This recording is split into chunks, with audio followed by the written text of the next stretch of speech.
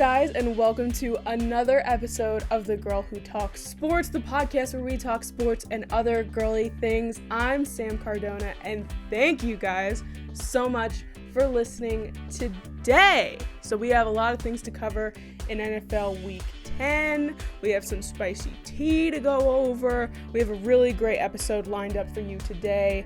Before we get into all that, obviously, gotta let you guys know, please subscribe, follow, whatever you want to do on Apple Podcasts, Spotify, Google Podcasts, wherever it is that you get your podcasts from, as well as subscribe on YouTube, The Girl Who Talks Sports, where I post full-length podcast videos. And also, I know I've been saying it probably for the past 2 weeks, I have plans to make extra YouTube content, like fun little videos with my family members and my friends and everything. So make sure that you subscribe to the YouTube channel, turn the little bell on so that you know when the video gets posted. That way you never miss any of the content that I'm going to put up. So I hope that you guys do that. And also, please follow us on Twitter, TGWTS Podcast. And we post some really fun things on there. And I believe that is everything. And also just a quick announcement. Tomorrow technically, this episode will come out on Wednesday, the 18th. Tomorrow, November 19th, I will be on this Facebook Live from Review and Preview called Big Blue Avenue, where we're going to talk Giants-Eagles. And in this episode of the podcast, Jordyn joins me once again. SportyJordy joins me once again to talk Giants-Eagles, and she will also be on Big Blue Avenue on Thursday. So please check them out. I'll put the links to their Facebook in the description. All you gotta do is log on around 7:30 to catch me and Jordyn talking Giants-Eagles. And we have Jordyn on the show, like I said, and we are going to be talking not only Giants-Eagles, we're going to talk Miami and LA Chargers. We're going to talk Packers Jaguars. We're going to talk Cardinals and Bills. So we have a lot to go over for the interview with Jordyn, and I'm very excited for it because last time you guys really liked Jordyn on the show, so I brought her back on because obviously Giants-Eagles play twice a year. So before we get into the interview with Jordyn, I do just want to go over our COVID updates for the NFL, and then we will jump into that. And after the interview, we'll finish up NFL Week 10 and get into our segments. All right, so let's get into our quick COVID update because there are some really interesting things happening in the NFL regarding COVID. It seems like the NFL is really starting to crack down on teams that are going to be responsible for their actions. And we've seen those things happen with the Las Vegas Raiders already. And now it is happening with the New Orleans Saints. So Sean Payton, as many of us already know, has already been fined $100,000 for not wearing his mask during week 2. And he also, because of that, the organization itself gets fined $250,000. And now there was a video posted by the Saints Twitter account in which they are celebrating their win from last week over the Buccaneers. And two of the people who are very much visible in this are Jameis Winston and Demario Davis. I apologize. They're seen in this video not wearing masks, celebrating, big group. You can see Sean Payton's head in the video. So because of that, it seems like the NFL will be handing out penalties to the Saints probably this week. And it could be as severe as losing a draft pick. We saw the Raiders lose a 6th-round draft pick because of their inability to follow COVID protocols. So the NFL is not taking this lightly. They're trying to make sure people follow the rules, and probably to show more that they're not afraid, to show that there's going to be consequences for your actions. The Saints may or may not lose a draft pick and also get fines, whatever else may happen in terms of that.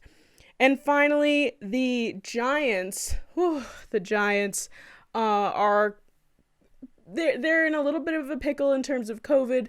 Their kicker Graham Gano has officially been placed on the COVID list and has tested positive for COVID-19. So the Giants definitely need to deal with that whole situation going on, and hopefully things turn out okay. They do have their bye week this weekend, so that's promising. So they don't play until the following Sunday, and that is, I think, a good start for them in terms of isolating and making sure that everybody stays apart from one another, and so on and so forth. So that is our COVID update. I will not ramble on anymore about things that we really don't want to talk about, but this is our second interview now with Jordyn Erard-Coupe, aka SportyJordy. So I hope you guys enjoy. All right, everybody. Joining our show once again is Miss Jordyn Erard-Coupe, aka SportyJordy. Jordyn, thank you so much for joining us again for yet another. Thank you for having me again. Another Giants-Eagles game, but obviously tilted a little bit to the other side this time, so it should be. Well, we had a very good interview last time when the Eagles won, so we brought Jordyn back on again now that the Giants have won a game for the first time in 4 years. This has happened. Yeah. Yep. I was oh my God. It's funny, too, because honestly, we talked a lot before the first time we played each other, and I was nervous for the Eagles. You know, I was like, I don't know if we can do this. I went in confident this week. I was like, this is easy. I put money on the Eagles money line. Like, I was like, oh, we got this. Like, we had a lot of people coming back, but unfortunately, I mean, congratulations. You guys completely outplayed us the entire time. That was a well-deserved win. I bet it feels pretty good, but I'm in pain. So I mean, you guys have kind of been on a bit of a decline, I think, just from my point of view. I mean, you guys have not even led a game. Like, you're always coming back from something, it seems like. So overall, I mean, from your point of view, let's start off with the general aspect of this game. Okay. How are you feeling? Well, obviously going into this game, did you even have any thoughts like maybe you could pull it off like you did on the Thursday night game, or like were you feeling a little iffy? Like what was going through your mind? So in my mind, I was looking at, as an Eagles fan, you have to check the injury reports every single day because it's like a game. Like, who are we getting back? Who's injured again? Like, what's it going to be today? So I was looking at all the the Philadelphia reporters, and it seemed like we were getting so many big names back. Like, Alshon Jeffrey was coming back. We were getting Arcega-Whiteside back. Goddard's now back. Lane Johnson was playing. I was like, things are looking good. Like, these are big people that we now can rely on. Mm-hmm. So I was dumb, and I got my hopes up thinking, all right, we got some of our weapons back. Maybe they'll make it easy on us. We can get an early lead and then hopefully put it in the bag, because our last game literally came down to the last 11 seconds. Like, It was like my heart was racing the entire time. We haven't lost to the Giants in 4 years. So I was like, hopefully we can just make it easy. Like, I had it in my mind that we were going to win. I was just hoping they would make it easy on us. You guys, like, the moment the game started, I was like, oh, no. Like, why do they look really good? They came out, and I was like, this doesn't look like the Giants that I know. Like, even Daniel Jones was, like, moving and who needs Saquon Barkley when you got Danny Dimes on sneakers? Like, what the? So it was like a whole, literally the moment 5 minutes into the game, I was like, this is scary. This is not going to be pretty. Going into the half, I was like, all right, we're a second half team. We're made for comebacks. We are the underdogs always. Yeah. So, like, I felt still okay. And then that third quarter, I was like, it's over. This is not going to end in my favor. See, I feel like on my end, it was almost like opposite, because on the Thursday night game, I remember you guys had a great first drive. Like, I was like, this is it. Like, we stand no chance here. And then on our drive, like our beginning of the game, I was like, oh my God. Like, and our first touchdown was Danny running in his little sneakers, like doing his thing. didn't trip. He definitely redeemed. Yeah, he got some redemption there. Yeah, and I was just like, oh my God, he's not. I mean, it wasn't as long. It was only 34 yards, but I was like, oh my God, look at him go, scoring a touchdown, getting our momentum going. And then I was like, oh, like, this is different, like, from the Thursday night game, in my opinion, because I was like, okay, like, I think that if we start off good, we're not very good in the second half. So I'm like, if we start off strong, maybe we'll be good and, like, keep it consistent through the game. So it was a bit of a different game from that Thursday night game. And I was like, this is unreal. I haven't felt that kind of serotonin in so long. No, and it's you guys, I know we're rivals and everything, but like I said, from the moment that game, like, you came into that game like ready to win. You guys did everything right. And I said it early on in the season in my podcast when Danny Dimes got drafted and all the hate, like, everyone was so mad. Even last season, he didn't do great, but he was making like rookie mistakes. Mm-hmm. I think Danny Dimes is your future. Like, I know he's been like hit or miss, but I think yesterday, like, not yet. Yeah. Oh my God, is it only Monday? Yes, we're recording this on Monday. It literally feels like a lifetime since that game because I know. I just tried to like remove myself from it. But no, I think he really proved himself, and I'm hoping that this was like his coming out game because I think he showed he can read the field so good. He can run. He's good in the pocket. Like, he just made a name for himself yesterday, which I think he desperately needed. Yeah, and then even Giants fans, I mean, like, I've always been like on board the Danny Jones train. Like, the second he got drafted, I was just like, okay, this is good. We can work with this. And then obviously he struggled a bit last year. But I think in this game specifically, your defense, the Eagles' defense, looked terrible. Like, and that's what we've been relying on the majority of this season. Like, they step up. Our offense, we know our O-line is struggling. We know pretty much all of our offensive weapons are injured at one point or another. Like, we don't have anyone on the field at the same time. So the games that we did win, or at least were in until the end, was because of our defense. Yeah. So that, like, was really, really painful. Yeah, and, like, the thing is, too, after that Daniel Jones run in the Thursday night game, so, like, it was so, like, if he didn't trip, he would have scored a touchdown on that. And I was thinking, okay, there's no way they're going to let him run again. And yet, that first touchdown of the game, they're letting him run. I was like, how could the Eagles defense let that happen? And then they didn't stop letting him run. They just he ran all over us the entire time. And I was just like, is anyone going to stop him, like, at any time?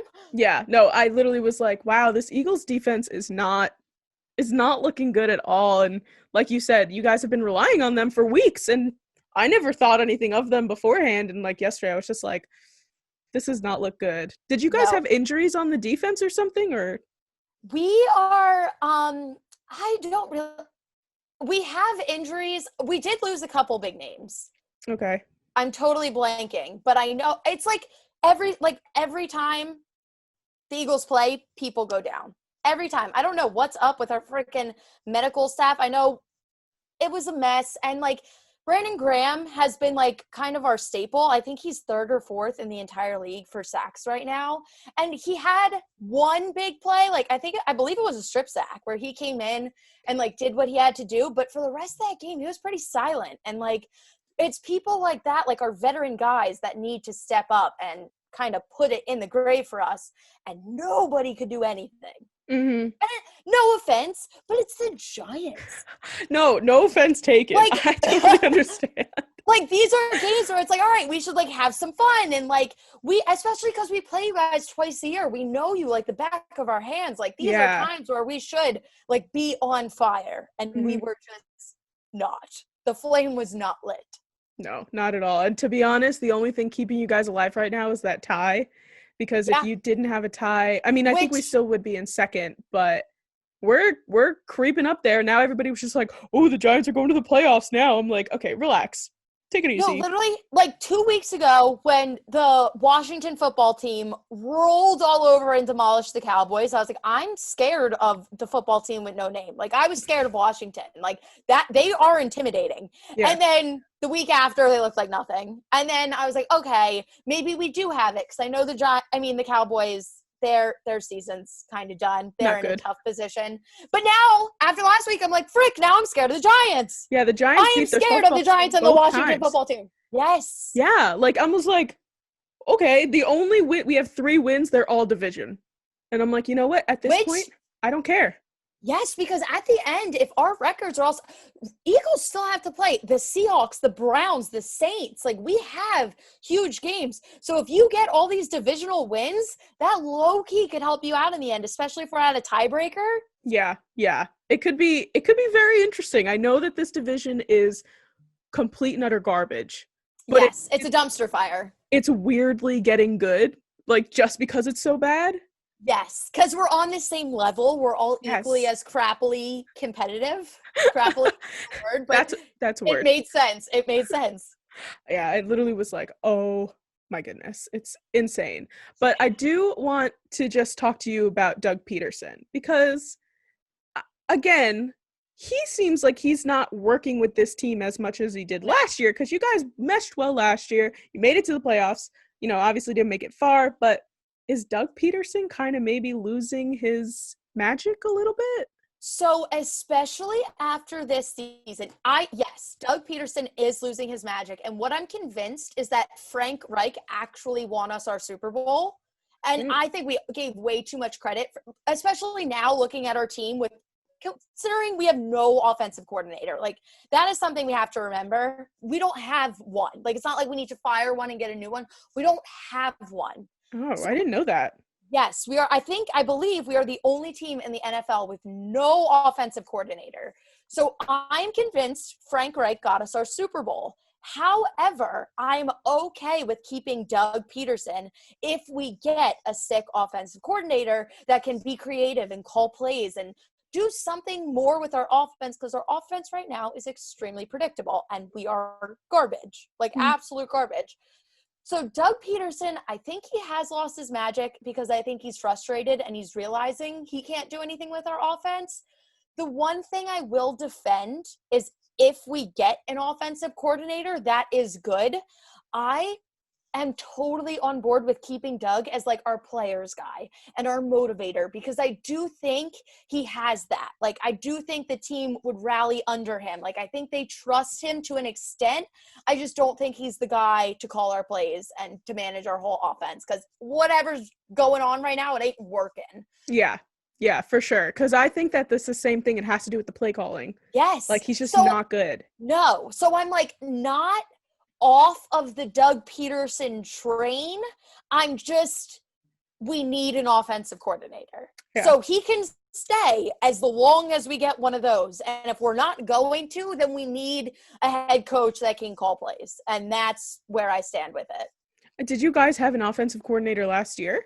I actually don't know. I really don't know. I know Frank Reich was there when we won the Super Bowl. And then he went to the Colts, I believe, the year after. Mm-hmm. And I said to my mom, it was like week 1 or 2. And I was like, we got to fire our offensive coordinator. Like, who is it? Who do we even have right now? She was like, honey, sweetie, we don't have one. And I said, no, that makes a lot of sense. Like, this all is clicking now, because what the heck?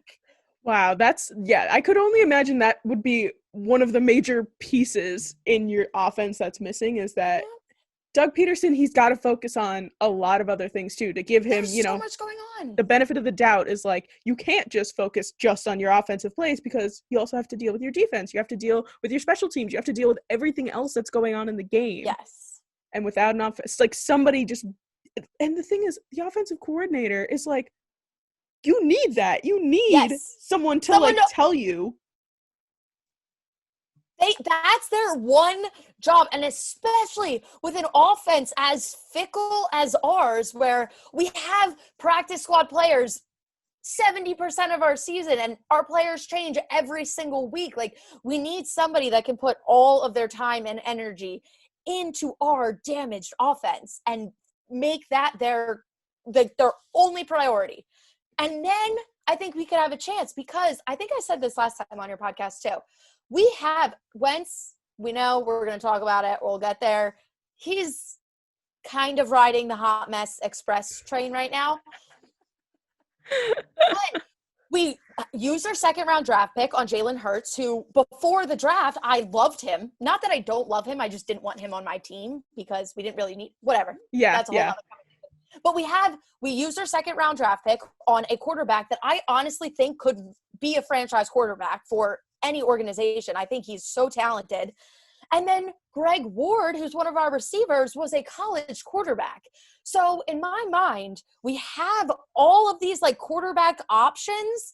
We could run. We could pull Taysom Hill and the Saints trick plays. Like there is so much stuff that we could be doing. And I think if we had an offensive coordinator that was creative and knew how to utilize our weapons, we could make it work. Not that we're a Super Bowl team or anything crazy like that, but I think we could be in a much more comfortable position than where we are right now. Yeah, no, I completely They should hire agree me. with you. I'll be the offensive coordinator. Okay, yes. At Eagles, make sure that you hire Jordyn. I am severely unemployed, and I think I could help you.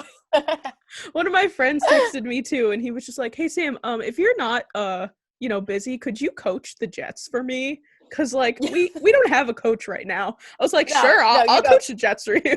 Yeah, no, the Eagles don't have an offensive coordinator, and the Jets have no head coach. No, he doesn't exist.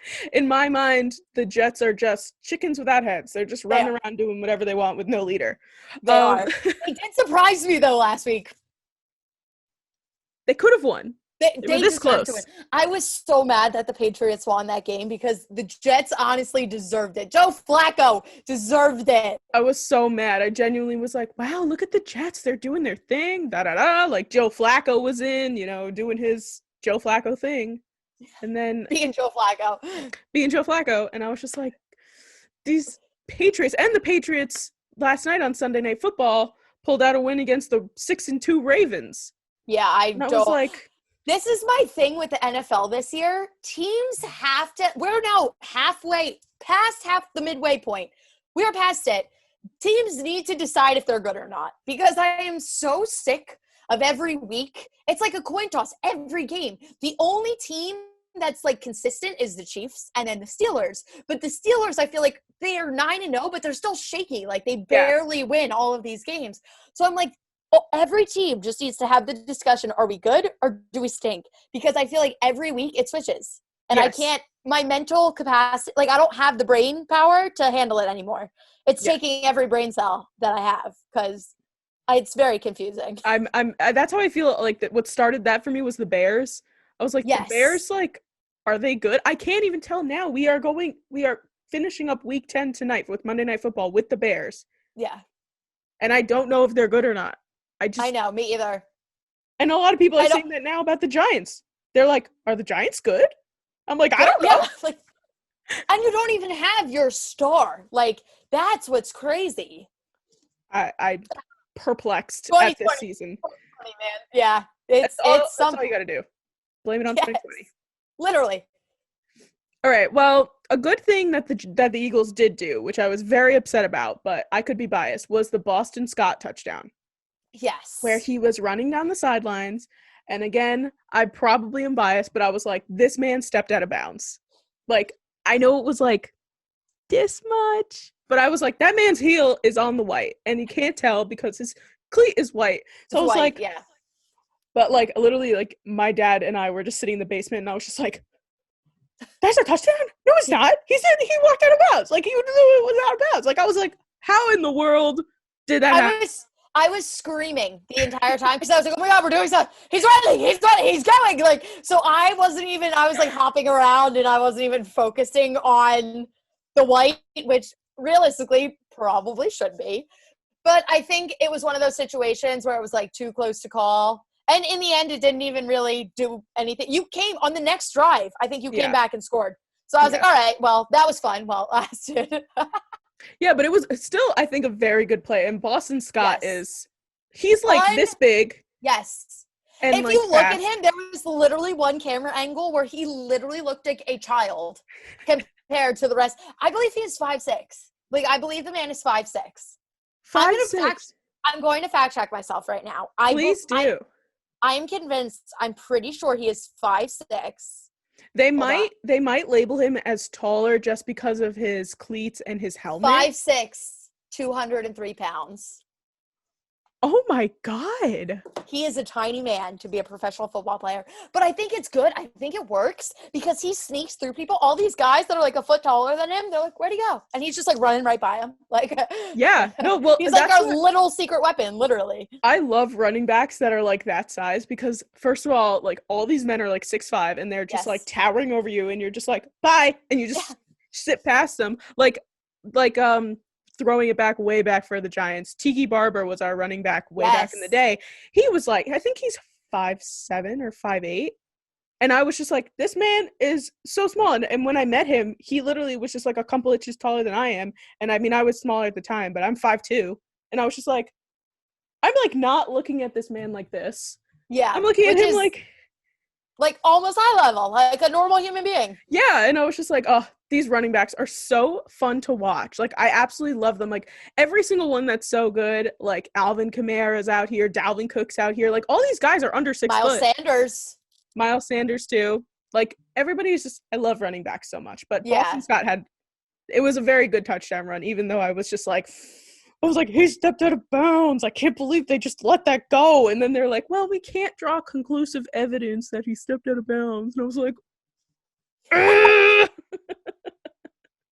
but yeah, so I'm glad that we did end up following that drive with Yes. a good No. And we on that was the play that we got two. Yes, that You was scored a 2-point they conversion. scored. They threw this statistic out in the middle of the game? Are you ready for this? And I might get a little off. The NFL, out of every team in the NFL, they go for 10% of the time. That's like the average for all teams. The Eagles, I can't remember if it was 42 or 48%, but either way, we go for 42 or 48% of the time. Like, That's a lot of times. that's a lot of times, and usually, I don't know the numbers, but from what it feels like, we probably get it like 25% of the times we go for it.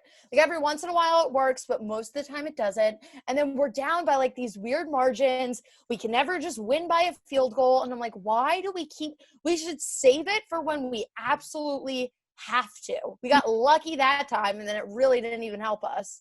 Yeah. Then we went for it again, and then we didn't get it, and then we were down by like 4. It was like a hot mess. I was like, what is going on? If you're going to go for 2 that many times, then We need to be better at it. Yeah. Like, if you guys were going for 2 all the time and getting it like 9 out of 10 times, I'd be like, if you want to go for 2, then go for 2. Like, why not? But like in the Thursday night game against the Giants, you guys went for 2 like 3 or 4 times and got it once, I think. Yeah. No, and I was like, I don't know the exact number, but it legitimately feels like we get it 25% of the time. Like 1 out of every 4 times we try it, we get it. And it's just like, why? Why do we go for it? Every game, no matter what. I'm like, and multiple times a game, usually. Like, I don't understand. But again, if you practice it and you get really good at it, then why not? Continue going for 2.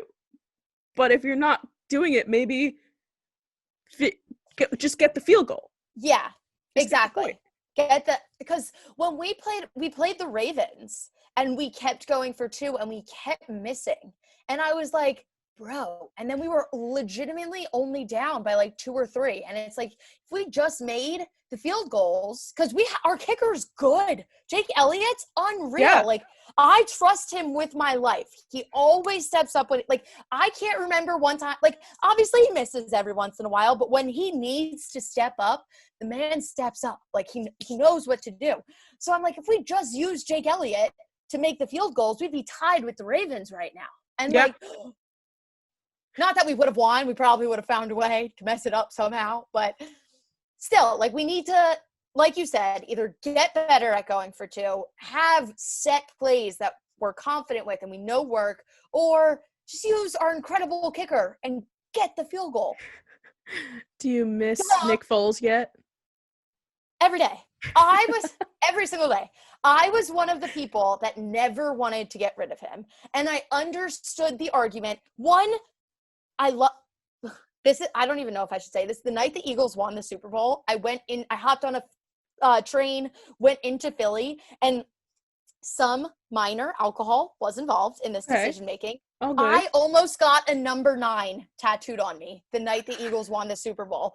That is how much I love Nick Foles. Thank God. Honestly, I kind of wish I got it, but there was no tattoo shops open. Everybody was all boarded up and closed because they knew the city was freaking out, and they knew there were going to be people like me running around looking for Eagles tattoos. But, like, that is how much I loved that man. I understand the argument. One, he deserves to be a starting quarterback. He's had a couple weeks with the Bears, but I think he deserves to be a starting quarterback. And I also understand the argument. It's too much pressure on Wentz to have Nick Foles on the bench because Philly's brutal. The second Wentz starts messing up, they would start the put in Foles. Yeah. So I knew they would all start. But then we use our second-round draft pick on a quarterback anyway, so it's fine. I don't really know. But I miss him every day because I think for some reason our team responded better with him. There is something about Carson Wentz that doesn't seem to be working. He connects well with Ertz. We don't have Ertz right now. Him and Goddard are hit or miss, but yesterday was miss. Like, they couldn't match up. Like, there was a lot. It just doesn't seem to be working. And when Foles came out there, it just worked. So it hurts my soul. But I'm also one of the few people now. We kept Wentz. We made that decision. We paid him a crap ton of money, like so much money. Every week I defend him. Every week. And I'm like, no, he's the one good thing we have. Every week, I'm like, our team is injured. If we had a healthy team, Wentz would be our guy. He'd have an MVP season. Everybody's telling me I'm crazy. And then yesterday, our team was the most healthy it's been in a long time. And Wentz was our problem. So now I don't really know how to defend him. I don't really know what to do anymore. And I'm honestly feeling a little lost.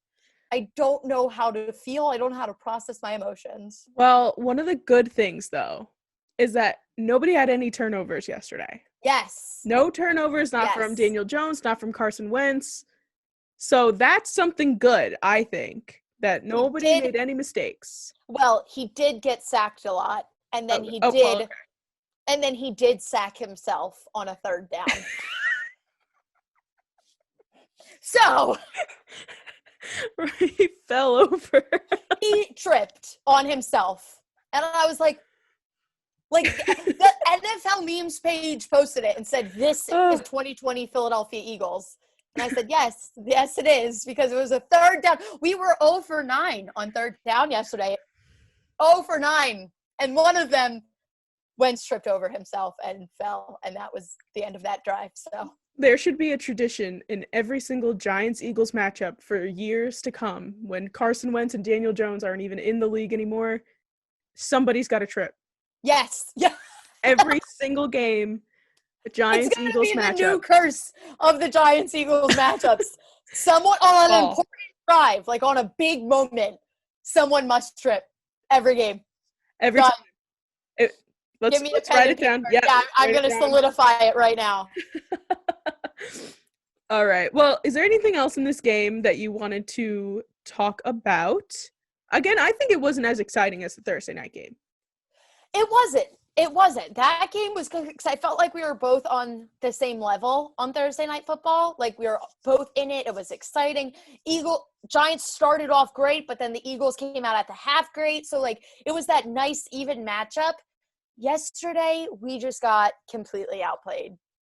Literally, it was like on. Like, one of the networks were like replaying it. And I literally changed my channel so fast. And I was like, why would anyone want to rewatch this? Like, who? I guess Giants fans, I guess you want to watch it again. But, like, even NFL fans, like, that was terrible football. No, terrible. I don't need to watch it again. I know how it ends. It's fine. She's like, I feel great. I feel good. I'm so happy.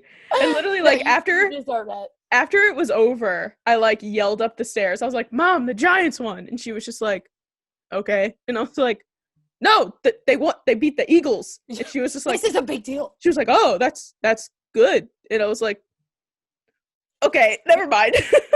Meanwhile, me and my mother were just like shuffling around the house with our head down, like not even making eye contact. I was in my Eagles sweatshirt with my Eagles blanket, and I just like slowly like removed every Eagles thing off of me. And I was like, all right, time for the 4:00 games. Yeah.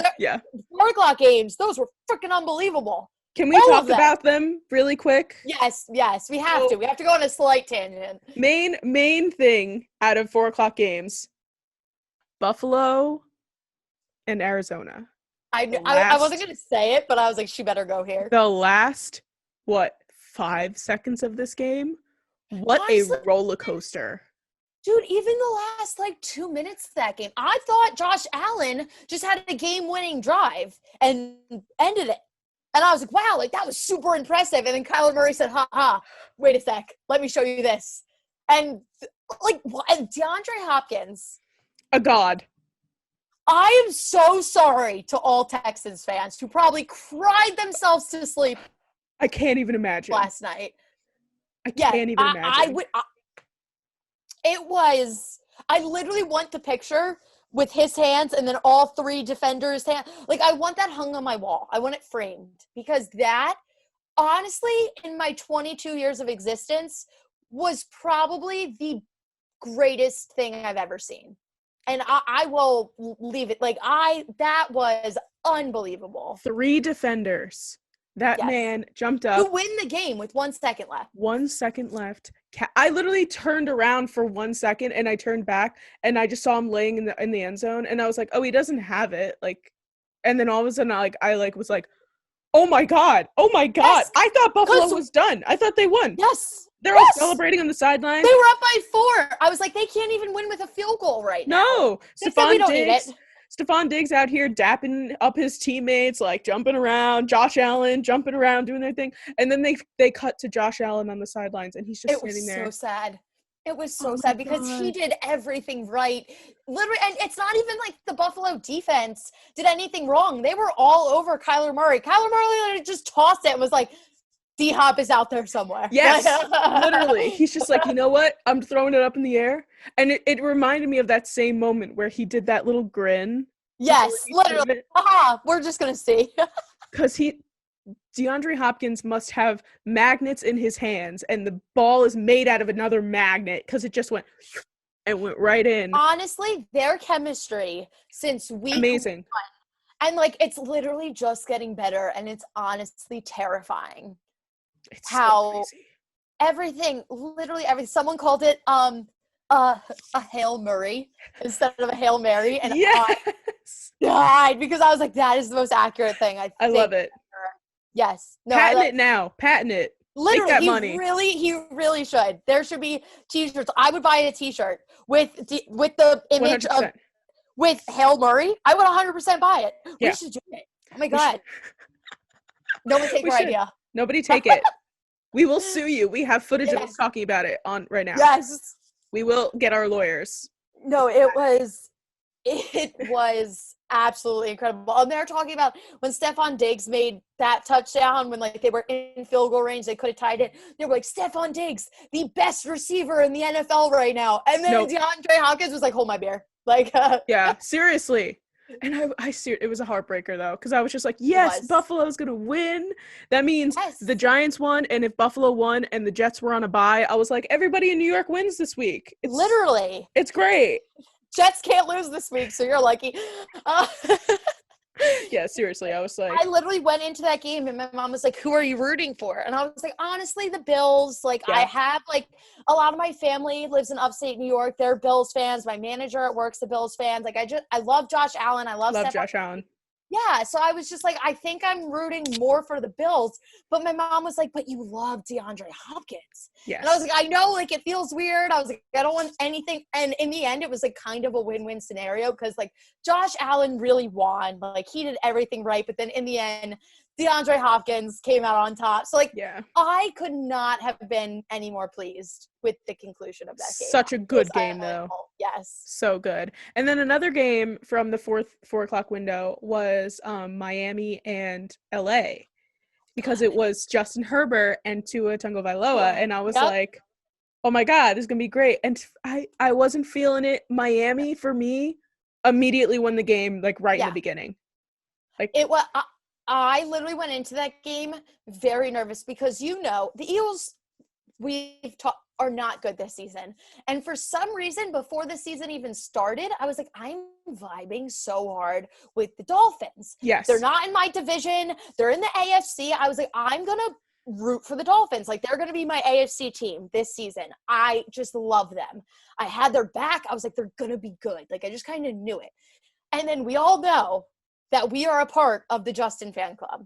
We love Justin. More than anything on this earth. Oh my God.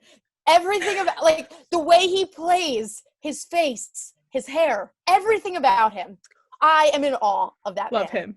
So then I'm like, all right, I have my king playing against my AFC favorite football team this season.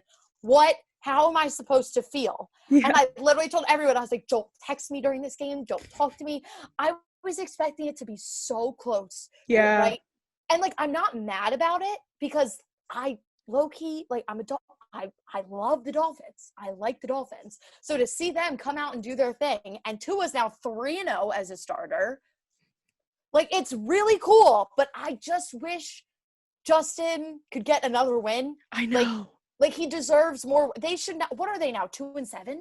No. Oh yeah, because Justin has one, and then when Tyrod was playing, he also had one. Yes. So like, it's unfortunate because they're honestly a better team. They're not a 2-7 team. No. Like, they're a good team. They just have like heartbreaking games. But this weekend, they just got absolutely outplayed.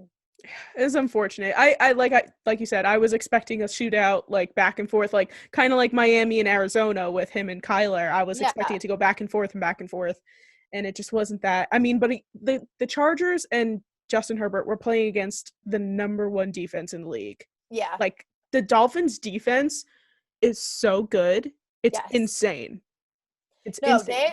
They're incredible. And everyone gave me crap the beginning of the season. They were like, Dolphins need time. Tua's going to be iffy. Fitzmagic is going to play most of the season. And I was like, telling you, Tua's going to come in and he's going to light it up. And not that Fitzmagic ever did anything wrong. I mean, he's Fitzmagic. Like, yeah. But I think that team, their coach, like, they're just cool. They have the best vibe. I'm kind of wearing Dolphins, like, I'm wearing their blue right now. Yeah. I love them. I love them. And the thing is, too, yeah, go ahead. Honestly, all right, so at the midway point through the season, I was like, Justin, even though he's not winning, his, like, everything he was doing, I thought he was making a name for himself as Rookie of the Year. Burrow, I feel like, was like a favorite for it, and Burrow's doing great, but I thought Justin was playing better. Mm-hmm. Now, I think we have to ask the question, even though Tua's played less games than both of them, if Tua comes in and takes over, is Tua able to be in that conversation? Because right now he deserves it. Like, he is the best rookie right now. Mm-hmm. Yeah, there's definitely a lot. I definitely think it's going to go to a quarterback this year. I think so, too. Mostly just because there's so many. Oh, my God. But he could get Defensive Rookie of the Year. That's true. Will get Defensive Rookie of the Year because he's unbelievable. Yeah. It's definitely not going to Andrew Thomas on the Giants because he sucks. No offense. Sorry. No offense at all. I mean, I'm literally like, why did we draft him 4th overall? The man is doing absolutely nothing. Literally, they drafted him because he was a left tackle. They put him at left tackle. He's struggling at left tackle. I'm like, hello? Sir, this is what you do. He has a coach specifically for left tackle, not just like defensive coach, like left tackle coach. And I'm like, sir, hello? Where are you? Do you even show up? Hello? Wake up, Fishy! Fishy, wake up! Why are you sleeping? Seriously. But yeah, I totally agree with you. Tua, put him in the conversation.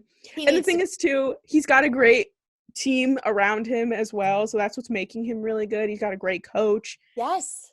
Put him in the talks. Put all these guys in the talks. Yes. I think as of right now, it's 100% going to be a quarterback, and I think it's going to be one of these three. Mm-hmm. And I honestly think it's just going to come down to how the rest of the season plays out. Yeah. And if Tua keeps surging the way he's surging, I think he might steal it. Yeah.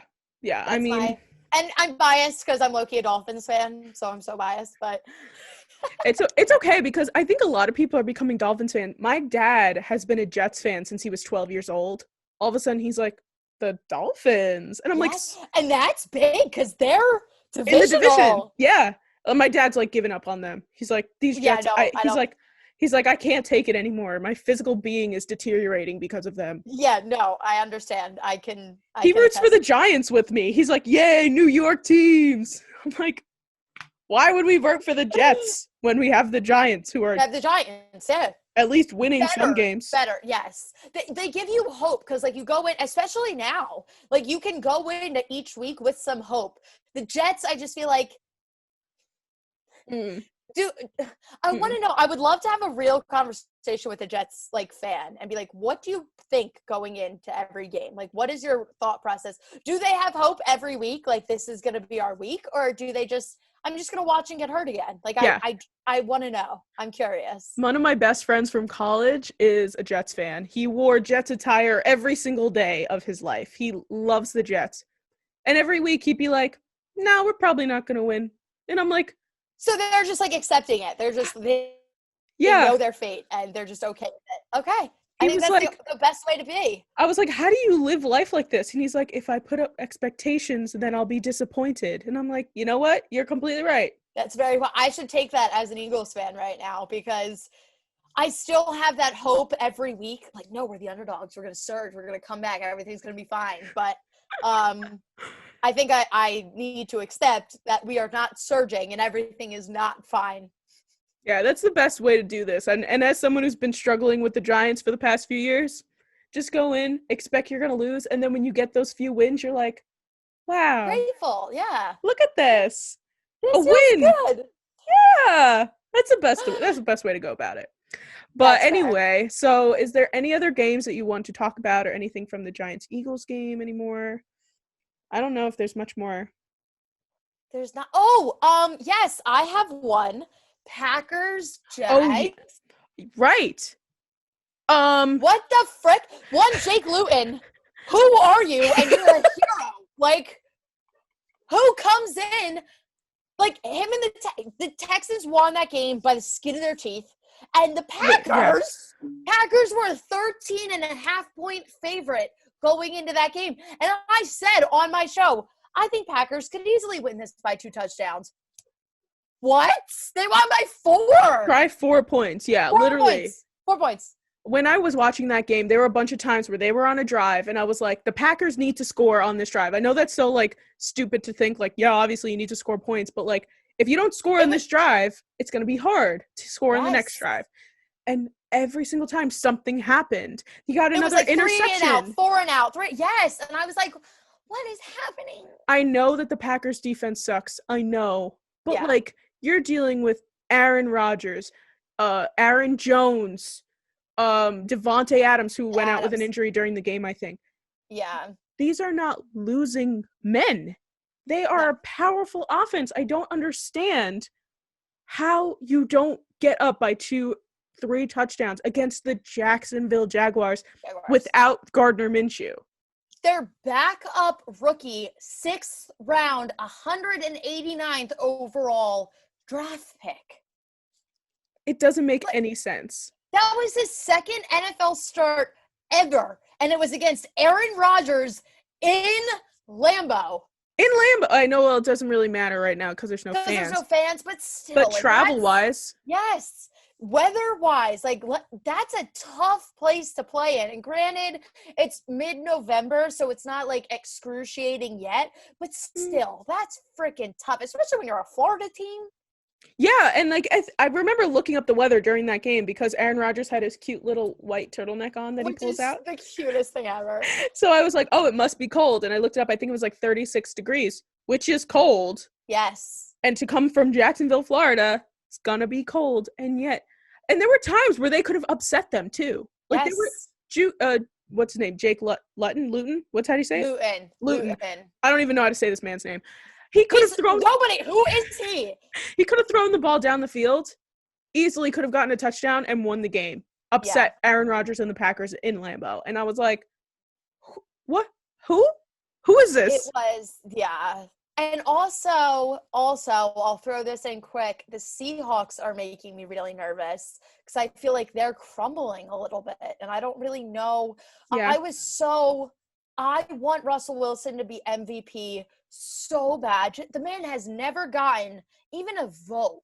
And, like, there are times where he should have been in he should have, even last season. Yeah. I mean, Lamar Jackson ran away with it, absolutely.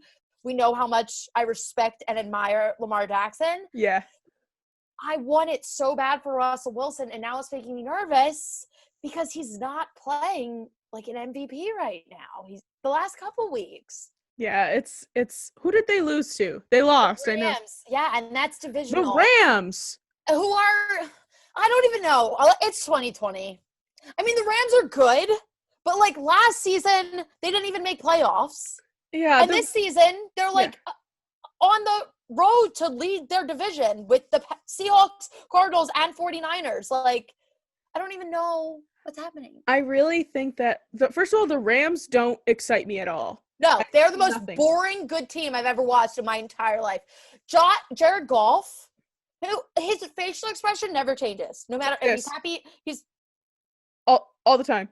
And he's good. He's very good. Their whole team, they are a talented team. So boring. Nothing exciting about them whatsoever. I don't understand it. And the thing is, too, now that Kyler and the Cardinals are doing so well, I don't know. Unless the Seahawks become like the wild card, I don't know if the Seahawks are going to make it to the playoffs this year. I know. Which is so weird. Granted, they do get to play the Eagles, so that should be easy for them. I've lost all hope. At this point, I'm like, let's just tank for a draft pick. But then at the back of my mind is like, we are the worst at drafting ever in the history of drafting. So yeah. I don't even know what to process anymore. But no, it's making me really nervous. I'm hoping it's just like a mid-season bump in the road. Hopefully he got reality knocked back into him, and then he can come out and be Russell Wilson and be the MVP. Because right now, I don't know who's going to get it. Pat Mahomes again? Again, the Chiefs have been quite quiet as well. I mean, they're winning, but not as spectacular as they were on their Super Bowl season last year. That's what I'm like. There's not like a standout. It's like every week there's a new star, and it changes so quick. Like, I don't know. The Super Bowl this year, I know a lot of people are just expecting the Chiefs to go. I think the Super Bowl is completely up in the air on both sides. The Steelers could go to the Super Bowl this year. Easily. I don't think the Steelers are underrated. I mean, wait. I don't think the Steelers are overrated. A lot of people say that. They do have a very easy schedule, but they know how to freaking win. They have all the pieces. They have a great offense. Their defense is sick. Their coach is the best, not ever. We have Bill Belichick, but he's never had a losing season. He's a brilliant man. Yeah. What more do you need? Mike Tomlin might win Coach of the Year this year. Oh, he 100% should. If he doesn't, I'll be disappointed. Yeah. It's the Steelers are very, very good. Drew Brees. Oh my God. Much that happened. He has multiple cracked ribs on each side and then a collapsed lung? 5 rib injuries and a collapsed lung. I feel so bad. He looked like he was crying on the sidelines yesterday.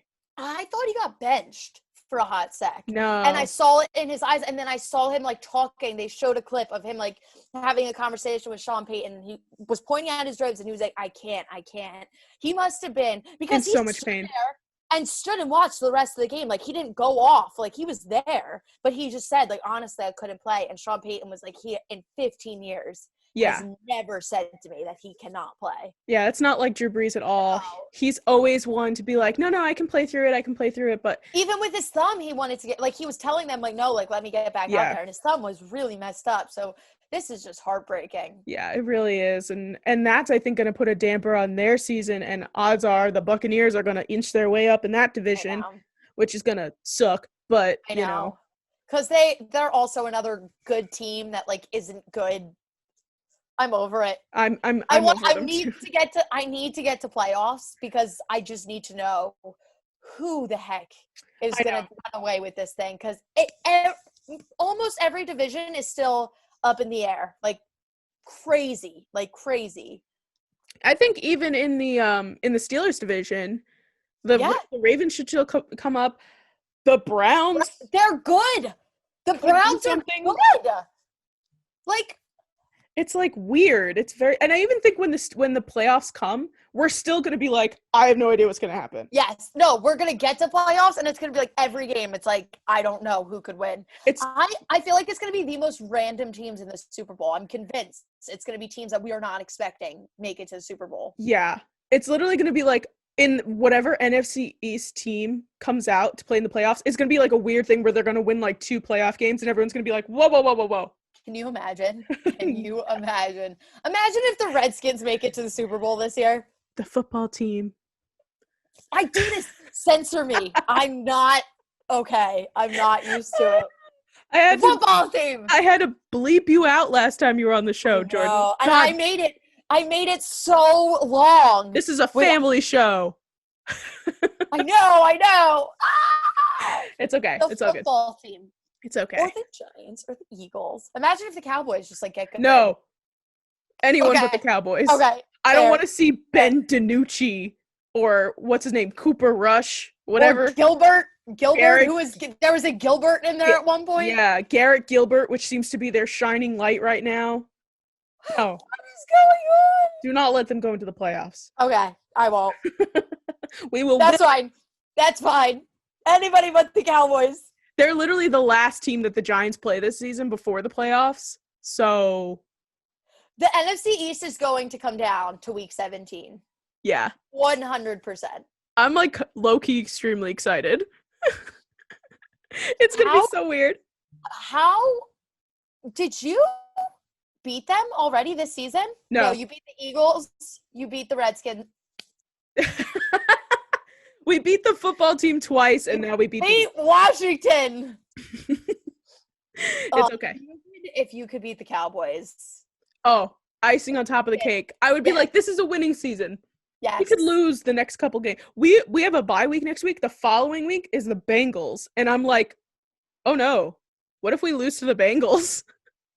Which I wouldn't be upset about, honestly, because Joe Burrow puts a win under his belt. And I'm like, okay, I'm fine. It's like a win. It's a win-lose situation. Because, like, obviously, every team, you just want to beat the Bengals. They're the Bengals. But then they have Joe Burrow now. But they have Joe Burrow, so. Slightly more enticing. Yeah. But, yeah, hopefully Giants can beat the Cowboys in the last week of the season. Because I would be like, you know what? I'm okay with that. Beating the Cowboys, that's icing on top of the cake of a weird 2020 season. Yes. But and hey, we end 1-1. We each got our win. Yeah. It's nice like balance. Best case scenario for us. Yes. Really. But it's a healthy relationship we have going right now. Our relationship is so healthy. It's like made out of kale. It is. We have such a good relationship. I love that. We have a kale-based relationship. We do. Healthy greens, vegetables. Healthy greens. Yes. Oh, we love it. But so actually, Jordyn and I will be on a Facebook Live this Thursday night, I believe around 7:30. It's called Review and Preview, the Big Blue Avenue, where we talk about the Giants. But Jordyn and I have both been invited to talk Giants Eagles. So make sure that you guys check that out. And Jordyn, I really appreciate you guys coming back on again because thank you. We have such a great time. We do. And today was a little tough because I knew I was going to have to relive that game all over again. But you took it easy on me. And like I said, congratulations. You guys completely outplayed us. Thank you. 100% deserved. I'm happy Danny Dimes got some redemption too. Yes. But yes, Giants win, but we still win this week because Jordyn is on our show. So always a win to have Jordyn on her show. And give us your plugs, Jordyn. Tell the people where to find you. So you can find my YouTube channel. My name is SportyJordy, SportyJordy, all one word. And then you can find my Instagram at @the_Jordan Courtney and my Twitter at @the_SportyJordy. I post every Wednesday. Yay! Every Wednesday. That's when we post ours too. So, Wednesdays are the best day of the week. It is. So make sure you guys follow, subscribe to Jordyn's YouTube channel, all that good stuff. And we are going to return to our regular scheduled podcast programming. So I hope you guys enjoy that interview with Jordyn. Obviously, once again, it went over way past the amount of time I wanted it to, but we have a very good dynamic with one another. So please go check Jordyn out. She is fantastic, and I love her very, very much, despite her being an Eagles fan. Like we said, we have a kale-based relationship. We are so healthy.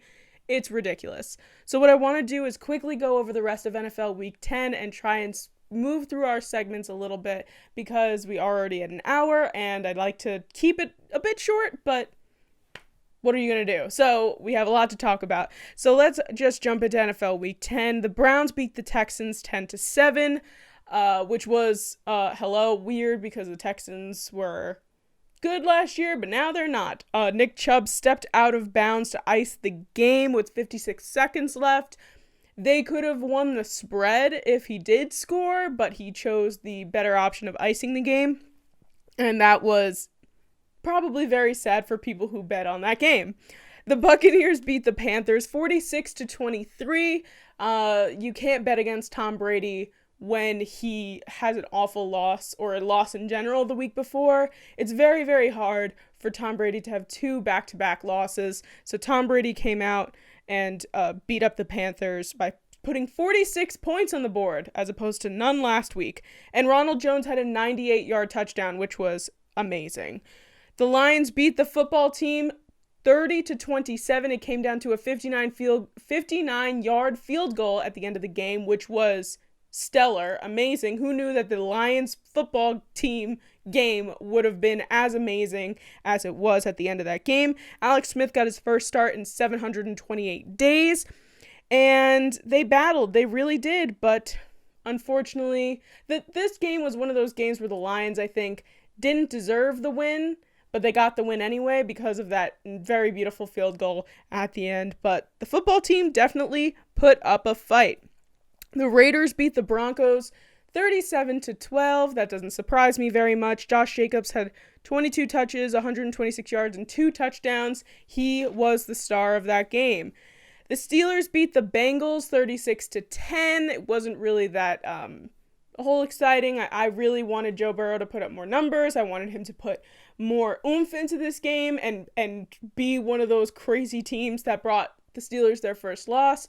But they didn't do that, and the Steelers continue to be undefeated at 9-0.